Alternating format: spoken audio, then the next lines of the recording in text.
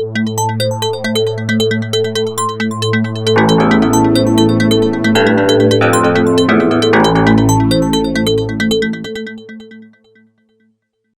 the advent of the coronavirus, the American Red Cross is still completing its mission. We're just doing that in a little different way. We're continuing to train our volunteers, train our staff for new protocols and ways to implement our business model so that we can continue our mission. So we're very active in our training and new protocols, whether it's a blood drive or responding to a disaster or serving members of our armed forces. So we're doing that differently. We've got to do social distancing, hand washing, all those things that we encourage the general public to do. We're doing that as Red Crossers with our staff and volunteers because we want to protect our donors and our staff and the people we come in contact with, our clients. At the beginning, lots of companies and schools canceled business, canceled school. They also canceled blood drives. So the need for blood continues. And so a lot of people have stepped forward to sponsor a blood drive, and donors have continued to keep their appointments. We've enlisted the help of many new sponsors that have come on board.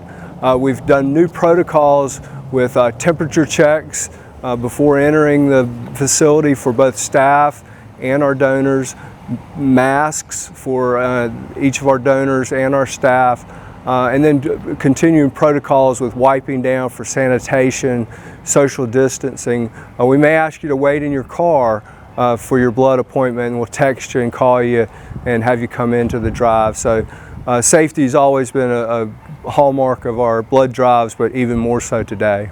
The need for blood is constant, but most people think it's about an accident victim, but there are surgery patients, neonatal babies need it, and also cancer patients. So the need is constant, and a lot of people have been unable to keep their appointment because of the concerns about the virus, but it is an essential service, and the need for blood is constant. 1 pint of blood can save 3 lives, so that's why the need is great at this time.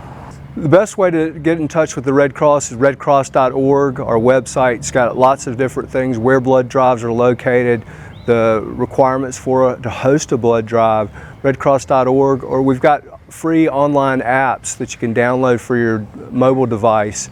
Those will tell you where current drives are.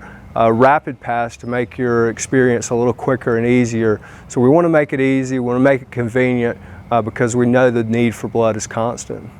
Well, we always have to be prepared, and we want our community to be prepared for hurricane season. So we talk about it all the time. Make a kit, make a plan, be informed. First thing you need to do is be informed about your circumstances. If you flooded during the last hurricane, there might be a good chance you would flood this time. If you've got large trees, they may be in peril to strike your house. So you need to be aware of your circumstances and make those preparations now. You need to make a kit at home. Do you have first aid items if you were to get a scrape or a cut? You want to have those 365 days a year, but more so at hurricane season. So you want to have a home kit. If you were to have to shelter in place for several weeks, maybe 2 weeks worth of supplies, food, water, any prescription medicines. So you'd want to stay-at-home kit, and you would also want a to-go kit. So if you were to have to leave immediately, storms came upon or a wildfire, tornado hit, you want to be able to have something you can grab and go to a shelter.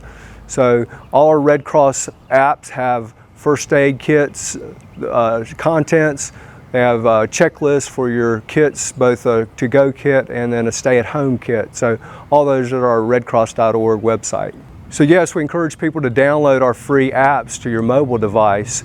We've got ones for first aid, we've got ones for emergency that will alert you when bad weather's coming. We have one for blood, talk about blood drives, and those are in Spanish and in English. And we have a game for children, Monster Guard. It's fun to play, but it also talks about the benefits, preparedness for you and your family.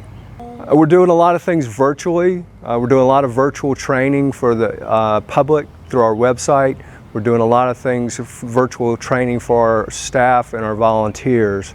So we do make a kit and be prepared that are online and available at our website. We have still having CPR classes, although we're doing it differently. We're taking the online version and doing the classroom portion, and then social distancing and bring you in for an opportunity to practice your skills on a mannequin. So again, wiping down in between, social distancing, masks where appropriate. So still completing the mission, still completing the training, still making our community prepared, just a little bit different at this time.